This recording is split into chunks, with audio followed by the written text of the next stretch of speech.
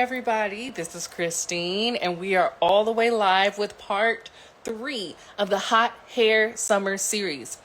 If you've been with us the last 2 times, I really hope that you've enjoyed the experience. We've talked about wearing your bonnet, how to wear it properly. We've talked about the importance of having SPF on your hair so that your hair's natural color and pigment aren't being stripped away by the sun. And today, drum roll, if you're looking at the title, we are talking about curls poolside. So tips and tricks on what you need to do if you're at a beach party, if you are out going to pool parties, and having your hair come in contact specifically with chlorine water. These are some tips that are really going to help you out. So make sure that you are sharing this with a friend, especially if you know you're going to a pool party, you're getting ready to go on a cruise, somewhere where your hair is going to be coming in contact with chlorine water, then this is the Hot Hair Summer series for you. Okay, so let's just dive right into it. Pun intended, right? The impacts of chlorine water. So some of the ways that chlorine can negatively impact your hair is, one, it can cause your hair to crack and split just from all of the chemicals and how strong those chemicals are. Number 2, it's going to be able to strip your hair of its natural moisture, making your hair weaker. Third, just like the sun, when you are out without any SPF protection on your hair, chlorine will change the color of your hair. So that's whether your hair is naturally colored, that's whether your hair is dyed. That chlorine will cause your hair to turn some strange and weird colors. Especially for those of you who may have blonde hair, that blonde will turn green real quick with chlorine water. And then just overall, because of the strength of the chemicals of chlorine, it's going to just weaken your hair all in all. Thank you everybody who joined. So we got Max in the house, we got Rada in the house. So again, those are some of the negative impacts that chlorine is going to have on your hair. But don't worry. I'm going to give you some tips and tricks as to what you can do to minimize that chlorine impact. And let's just go through and talk about those. So one easy thing that you can do right off the bat is, if you know you're about to go swimming in water that's chlorine water, make sure that you are wetting your hair and rinsing your hair. And what that's going to do is your hair, when it's dry, can be like a sponge. So as soon as your dry hair hits the water, your hair is going to soak up that water. And guess what it's soaking up? You guessed it, chlorine. So by rinsing your hair and wetting your hair is going to be absorbing in the non-chlorine water, leaving it less likely to absorb in as much chlorine water as it normally would have done. So that means rinsing your hair before you get into the pool, and then rinsing your hair right as soon as you get out of the pool to reduce that chlorine damage. So again, number 1 tip, rinse your hair before and after swimming in a pool with chlorine water.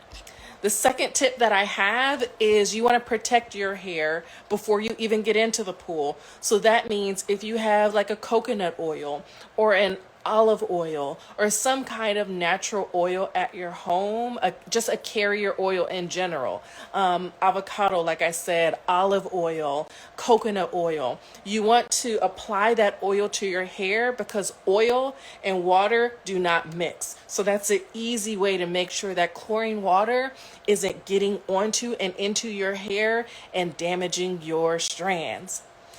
If, let's say, you don't want to use an oil, there are swim sprays.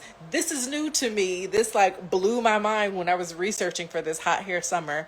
But they actually have swim sprays and serums that you can put on your hair, and it actually, just like an oil would, and I'm sure it's probably oil based, will repel the chlorine from your hair. So again, before you even get into the pool, you're either rinsing before and rinsing after, or you're going to be using an oil or some kind of spray or serum to protect your hair from that chlorine. Okay, so those are the first 3 tips. The next thing that you can do is, after after you have come in contact with chlorine, you really want to make sure that you are using a gentle shampoo. Why? Rewinding it back, when I talked about some of the negative impacts that chlorine has on your hair, it's going to weaken your hair. It's going to cause your hair to split. It's going to cause your hair to be damaged and stripped.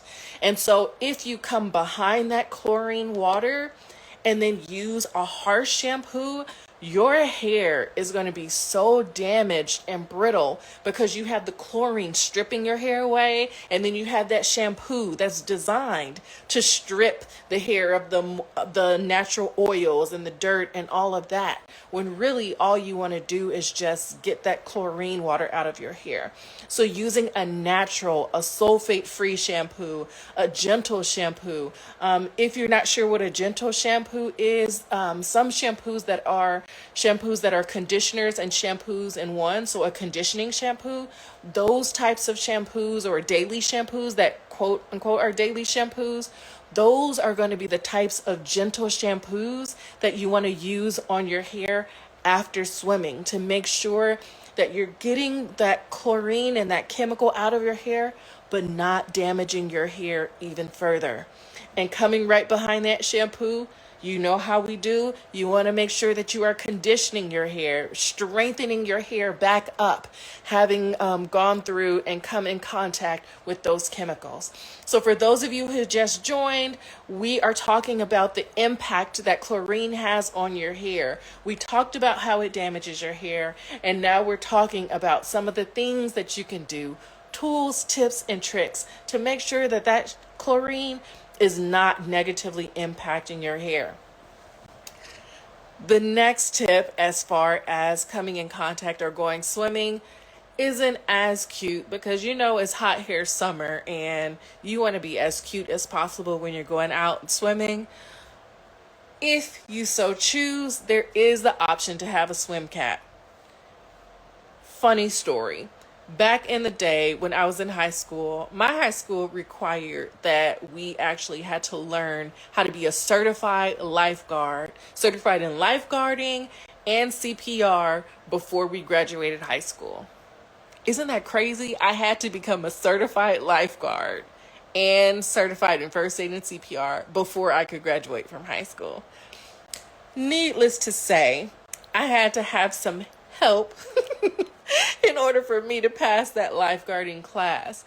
But one of the things I used to dread was putting a shower cap on my head because the shower caps were not designed for my curly hair. They absolutely sucked. So me protecting my hair before going swimming required me to have on a scarf, a few plastic bags, and I am not joking, a few plastic bags, then some shower caps, some more head wraps and scarves. I looked a hot mess, y'all, when I was out there swimming. But it is so important that if you do decide to go swimming, if you have a swim cap, to use it, because again, swim caps are going to help protect your hair from the negative impacts of that chlorine water. One plus in the fact that it is now 2023 is that there are some brands that have actually made really cute. Oh, you can't hear me? Let me turn. Can you hear me now?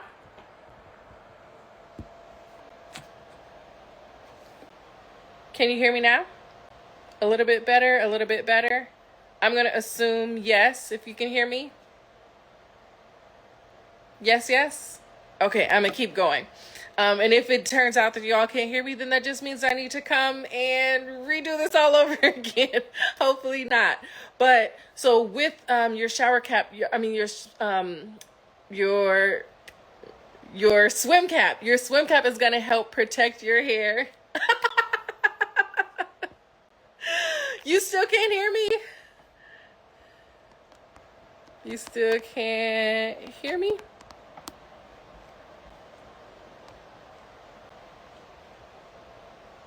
No? Still can't hear me? Aaron, can you jump on live and see if you can hear me?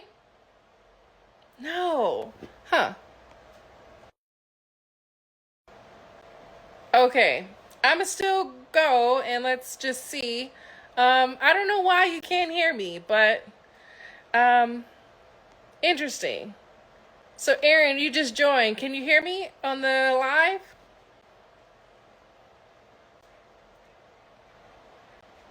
Yes, no, yes? Okay, awesome. Okay.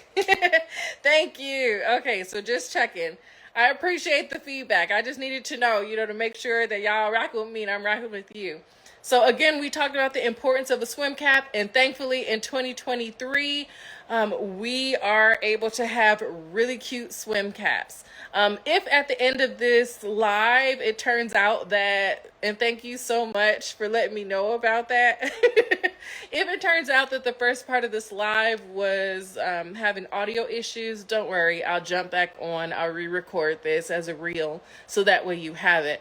But you want to make sure that you're wearing some kind of swim cap. And now, thankfully, in 2023, we have some really amazing brands that have made swim caps cute and where you're not looking like who done it and why, or like an egghead. So highly recommend that you look into some of the new, modernized, very cute swim caps that are going to help protect your hair.